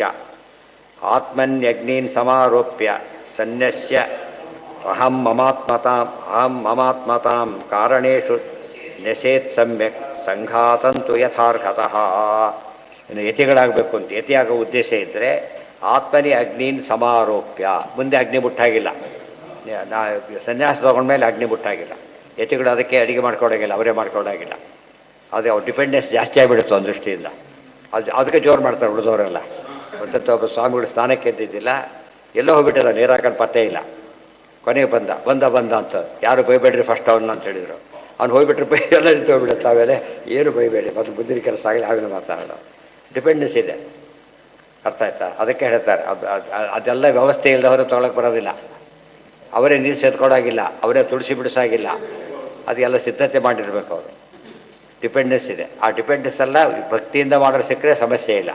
ಈಗೆಲ್ಲ ದುಡ್ಡಿ ಮಾಡೋದು ಸಿಕ್ಬಿಟ್ರೆ ಭಾರಿ ಕಷ್ಟ. ಅಕಸ್ಮಾತ್ ಒಳ್ಳೆಯವರು ಸಿಗ್ಬೋದು, ತುಂಬ ಜನ ಸಿಗೋದಿಲ್ಲ. ಗುಣಾವತಿ ಆಗ್ಬೇಕಾದ್ರೆ ಮಾತ್ರ ಹಾಂ, ಅದ್ಯಾಕೆ ಬಂದ ವಿಷಯ ಈಗ? ಅಲ್ಲ, ಮುಟ್ಟಾಗಿಲ್ಲ ಅಂತ ಹೇಳಿದೆ ಹೊರತು ನಿಲ್ಬಾರ್ದು ಅಂತ ಹೇಳಿಲ್ಲ. ಅಲ್ಲ, ನಿಲ್ಬಾರ್ದು ಅಂತ ಹೇಳಿಲ್ಲ. ಜನಾರ್ದನ ಇತೀಚ ಆತ್ಮನಿ ಅಗ್ನಿನ್ ಸಮಾರೋಪ್ಯ ಸನ್ಯಾಸ್ಯ ಅಹಂ ಮಮತಾತ್. ಅಲ್ಲಿ ಅಗ್ನಿ ಸನ್ಯಾಸ ಅಂತ ಹೇಳಿದರೆ ಮನೆ ಬಿಟ್ಟು ಹೋಗೋದು. ಅಹಂ ಮಮತಾತ್, ಅಹಂಕಾರ ಮಮಕಾರ ಬಿಡೋದೇ ನಿಜವಾದ ಸನ್ಯಾಸ. ಅದಿದ್ದರೆ ಸನ್ಯಾಸಿ ಇದ್ದಾಗೆ. ದೇವತೆಗಳು ಯಾವಾಗಲೂ ಕೂಡ ಸನ್ಯಾಸಿಗಳಿದ್ದಾಗ ಓದು, ಎಲ್ಲ ಇದ್ದಾಗ ಓದು. ಯಾಕೆ ಯಾವಾಗಲೂ ಅಭಿಮಾನ ಇರೋದಿಲ್ಲ ಅವರಿಗೆ. ಆದ್ದರಿಂದ ಕಾರಣೇಶು ನೆಸೇತ್ ಸಮ್ಯಕ್ ಸಂಘಾತಂತೂ ಯಥಾರ್ಥ. ಕಾರಣಗಳಲ್ಲಿ ಕಾರ್ಯ ಇದೆ ಅಂತೇಳಿ ಅನುಸಂಧಾನ ಮಾಡಬೇಕು. ಕಾರ್ಯಸ್ಯ ಕಾರಣಲಯ ಜ್ಞಾನ ಮಾತ್ರ ವಿಲಾಪನಂ ಮಿತಿ ಚ. ವಿಲಾಪನ ಅಂದರೆ ವಾಪಸ್ ಹಾಕಬೇಕು ಅಂತ ಅರ್ಥ ಅಲ್ಲ. ಕಾರ್ಯದಿಂದ ಈ ಕಾರಣದಿಂದ ಈ ಕಾರ್ಯ ಬಂದಿದೆ, ಈ ಕಾರ್ಯ ಮಣ್ಣಿಂದ ಗಡಿಯಾಗಿದೆ, ಒಡೆದ್ರೆ ಏನಾಗುತ್ತದು ಮತ್ತೆ ಮಣ್ಣಾಗುತ್ತೆ. ಈ ರೀತಿ ಜ್ಞಾನಕ್ಕೆ ಏನಂತ ಕರೀತಾರೆ? ಇದು ಸೃಷ್ಟಿ, ಇದು ಲಯ. ವಾಪಸ್ ಹೋದರೆ ಲಯ. ನಾವು ಹೇಳೋದಿಲ್ಲ ತತ್ವಜ್ಞಾನ ಮಾತುಗಳಲ್ಲ, ಸೃಷ್ಟಿನ್ಯಾಸ ಲಯನ್ಯಾಸ ಅಂತ ಕರಿತೇವಲ್ಲ ಹಾಗೆ. ಅಪ್ಸು ಪ್ರವೇಶೇ ಜಿಹ್ವಾ ಮುಂದೆ ಹೇಳ್ತಾರೆ. ಮನೋರಥೈಶ್ಚಂದ್ರೇ ಬುದ್ಧಿಂ ಯೋಧ್ಯ. ಕೊನೆಗೆ ಹೇಳ್ತಾರೆ ಅಪ್ಸು ಪ್ರವೇಶಯೇತ್ ಜಿಹ್ವಾಂಘ್ರೈ ಪ್ರಾಣಂ ಕ್ಷಿತೌ ನೆಸೇತ್ ಮನೋರಥೈಶ್ಚಂದ್ರೇ ಬುದ್ಧಿಂ ಬೋಧ್ಯೈ ಕವೌ ಪರೇ ಪರಃ ಕವಿ ಬೃಹಸ್ಪತಿ. ಎಲ್ಲ ವಾಪಸ್ ಯಾಕೆ ಕೊಡಬೇಕು ಅಂತ ಅಂತ್ಯಕಾಲಕ್ಕೆ ಯಾವ ರೀತಿ ವಿಸರ್ಜನೆ ಮಾಡಬೇಕು. ಇಲ್ಲ ಎತ್ತಿ ತಗೋಬೇಕಾದ್ರೆ ಒಂದು ಸ್ಟೇಜಿಗ ಆ ದೇಹ ಬಿಟ್ಟ ಹೊಸ ದೇಹ ಇದ್ದಾಗ, ಹೊಸ ಜನ್ಮ ಆ್ಯಕ್ಚುಲಿ ಅದು ಒಂದು ಕ್ರಮ. ಇನ್ನು ದೇಹ ಬಿಟ್ಟೇ ಹೋಗಬೇಕಾದ್ರೆ ಯಾವ್ಯಾವ ಭೂತಗಳು ಎಲ್ಲೆಲ್ಲಿವೆ ಅಲ್ಲೆಲ್ಲ ವಾಪಸ್ ಹೋಗೋದು ಚಿಂತನೆ ಮಾಡಬೇಕು. ಅವರ ಕಾರ್ಯಕ್ರಮದಲ್ಲಿ ವಾಪಸ್ ಕೊಡ್ತೀವಲ್ಲಪ್ಪ, ಅವರ ಪದಾರ್ಥನ ಒಪ್ಪಿಸಿಬಿಡ್ಬೇಕೆಲ್ಲ ಕೂಡ. ದೇಹ ಬಿಟ್ಟು ಹೋಗ್ತಾ ಇದ್ದರೆ ಎಲ್ಲ ಕೂಡ ಜಡ ದೇಹ ಬಿಟ್ಟು ಹೋಗ್ತಾನೆ, ಅಭಿಮಾನ ವಾಪಸ್ ಕಳಿಸ್ಬೇಕು, ಅವ್ರವ್ರಿಗೆ ಒಪ್ಪಿಸಿಬಿಡ್ಬೇಕು. ಮನೋರಥೈಶ್ಚಂದ್ರೆ ನೋಡಿ, ಮನಸ್ಸಿನ ಚಂದ್ರ ಅಂತ ಹೇಳಿದರು. ನಾವೆಲ್ಲ ಏನು ಹೇಳ್ತಿರೋದು ರುದ್ರದೇವರು ಅಂತೇಳಿ. ಅದು ಕರೆಕ್ಟು, ಇದು ಕರೆಕ್ಟು. ಮುಖ್ಯವಾಗಿ ರುದ್ರದೇವರೇ. ಆದರೆ ಮನಶ್ಚಂದ್ರ ಅವರೆಲ್ಲರೂ ಕಂಡಾಗೆಲ್ಲ ಚಿಂತನೆ ಮಾಡಬೇಕಂತ. ಆ ಚಂದ್ರನ ನೋಡಿದಾಗ ಖುಷಿ ಆಗುತ್ತೆ ಮನಸ್ಸಿಗೆ. ಸೂರ್ಯನ ನೋಡಿದಾಗ ಬರೋಲ್ಲ, ಬೆಳಕ್ಕೆ ಜಾಸ್ತಿ ಪ್ರಖರತೆ ಬಂದುಬಿಡತ್ತೆ. ಬುದ್ಧಿ ಪುಣ್ಯಕ್ಕೆ ಈ ರೀತಿ ಹಾಗೆ ಬೆಳೆದಂಗ್ಳು ಈ ಸತ್ತು ಇಷ್ಟು ಜೋರಾಗಿರುತ್ತೆ ಅಂತ ಡಿಗ್ರಿಗೆ ಕೊಡೋದಿಲ್ಲ.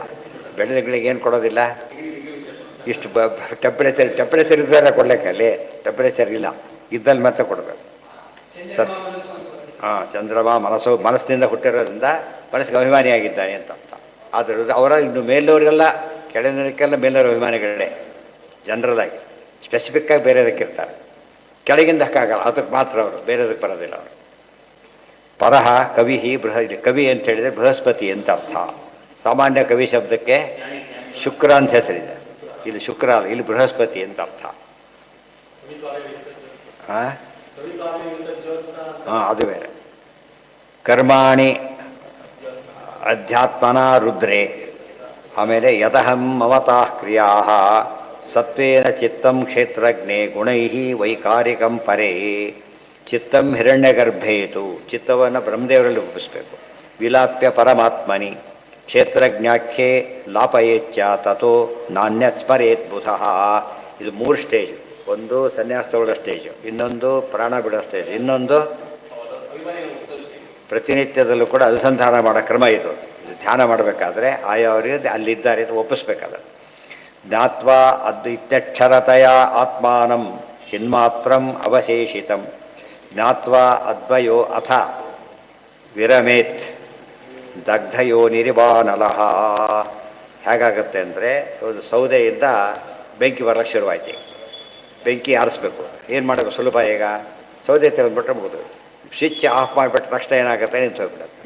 ಸೊ ಇದೆಲ್ಲ ಮಾಡಿಕೊಂಡಾಗ ಒಂದು ಜೀವನ ಪೂರ್ತಿ ರಿಲೀವ್ ಮಾಡೋದು ಕ್ರಮ ಇದೆ, ರಿಲೀವ್ ಆಗೋ ಕ್ರಮ ಇದೆ. ಇದು ಒಂದು ಪ್ರೊಸೀಜರ್ ಇದೆ. ಅದು ರಿಲೀವ್ ಮಾಡುವಾಗ ಇದೆಲ್ಲ ಎಲ್ಲ ಕಡೆ ನೋಟಿಸ್ ತಂದರೆ ರಿಲೀವ್ ಮಾಡ್ತಾರೆ. ಹಾಗೆಲ್ಲ ಮಾಡೋದು ಒಂದೊಂದಕ್ಕೆ ಒಪ್ಪಿಸ್ಬೇಕೀಗ. ಅದೆಲ್ಲ ಸರಿ ಒಟ್ಟಿಗೆ ಇಡಬೇಕು. ಆಮೇಲೆ ಏನು ಮಾಡ್ತಾರೆ ಇವರು, ಎಲ್ಲ ಕೊಟ್ಟಿರೋದೇ ರಿಲೀವ್ ಮಾಡ್ಬೋದು, ಇಲ್ದವ್ರು ಮಾಡೋದಿಲ್ಲ. ಇತ್ಯಕ್ಷರತೆಯ ಆತ್ಮಾನಂ ಚಿನ್ಮಾತ್ರಂ ಅವಶೇಷಿತಂ ಜ್ಞಾತ್ವಾ ಅದ್ವಯೋಥ ವಿರಮೆ ದಗ್ಧಯೋ ನಿರ್ವಾನಲಹ. ಆ ರೀತಿ ಮಾಡಿದಾಗ ಬೆಂಕಿ ಹೇಗೆ ಆರೋಗ್ಬಿಡುತ್ತೋ ನಮ್ಮ ಸಂಬಂಧ ಡೀಲಿಂಕ್ ಆಗುತ್ತೆ. ಆತ್ಮಾನಂ ಪರಮಾತ್ಮಾನಂ ಅದ್ವಯ ತಥೋ ಅನ್ಯಸ್ಮೃತಿ ವರ್ಜಿತ. ಇಲ್ಲೂ ಅಷ್ಟೇ, ಅದ್ವಯ ಅಂದರೆ ಬೇರೆ ಸ್ಮೃತಿ ಇಲ್ಲ, ದೇವರನ್ನೇ ಧ್ಯಾನ ಮಾಡ್ಕೊಂಡಿರ್ಬೇಕು. ಧ್ಯಾನದ ಅವಸ್ಥೆನೂ ಹೀಗೆ ಇರಬೇಕು.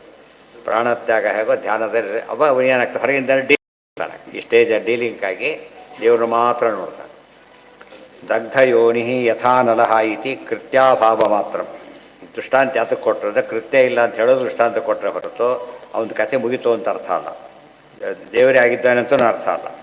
ನಹರಿಂ ಸ್ಮರತಃ ಕೃತ್ಯಂ ದಗ್ಧೇಂದನ ಹುತಾಶವತ್ತಿ ದೃಷ್ಟಾಂತ ಕೊಡ್ತಾರೆ. ನಹರಿಂ ಸ್ಮರತಃ ಕೃತ್ಯಂ ದಗ್ಧೇಂಧನ ಹುತಾಶವತೆ. ಇವತ್ತು ಬೆಂಕಿ ಎಲ್ಲಿವರೆಗೂ ಉರಿಯುತ್ತೆ, ಸೌದೆ ಇರೋವರೆಗೂ. ಸೌದೆ ಆದಮೇಲೆ ಬೆಂಕಿ ಹೋಗಿಬಿಡುತ್ತೆ. ಅದೇ ರೀತಿಯೇ ನಮ್ಮ ಕರ್ಮದ ಬಂಧನ ಎಲ್ಲಿವರೆಗೂ ಕೂಡ, ದೇಹದ ಅಭಿಮಾನ ಪೂರ್ತಿ ಬಿಡೋವರೆಗೂ ಕೂಡ. ಬಿಡೋದು ಅಂದರೆ ಏನು, ದೇವರ ಕಡೆ ಹಾಕೋದು ಅಂತ ಅರ್ಥ. ದೇವರ ಕಡೆ ಪೂರ್ತಿ ನಾವು ಗಮನ ಬಂದ ಮೇಲೆ ಸಮಾಧಿ ಸ್ಥಿತಿ ಸಿದ್ಧಿ ಬರೋದ್ರಿಂದ ಹೊರಗಿನ ಯಾವ ಸಂಬಂಧನೂ ಆತಗಿಲ್ಲ. ಗೊತ್ತಾಯ್ತಾ, ಯಾವ ಸಂಬಂಧನೂ ಇಲ್ಲ, ರಿಲೀವ್ ಆಗಿಬಿಡ್ತಾನೆ. ಕಾರಣ ಏನು, ಸೌದೆ ಪೂರ್ತಿ ಸುಟ್ಟಾದ ಮೇಲೆ ಅಗ್ನಿ ಇರೋದು ಹೇಗೆ ಸಾಧ್ಯತೆ ಇಲ್ವೋ ಹಾಗೆ. ಇತಿ ಸಪ್ತಮ ತಾತ್ಪರ್ಯ ದ್ವಾದಶಾಧ್ಯಾಯ. ಅಲ್ಲಿಗೆ ಅದು ಮುಗಿತು. ನೆಕ್ಸ್ಟು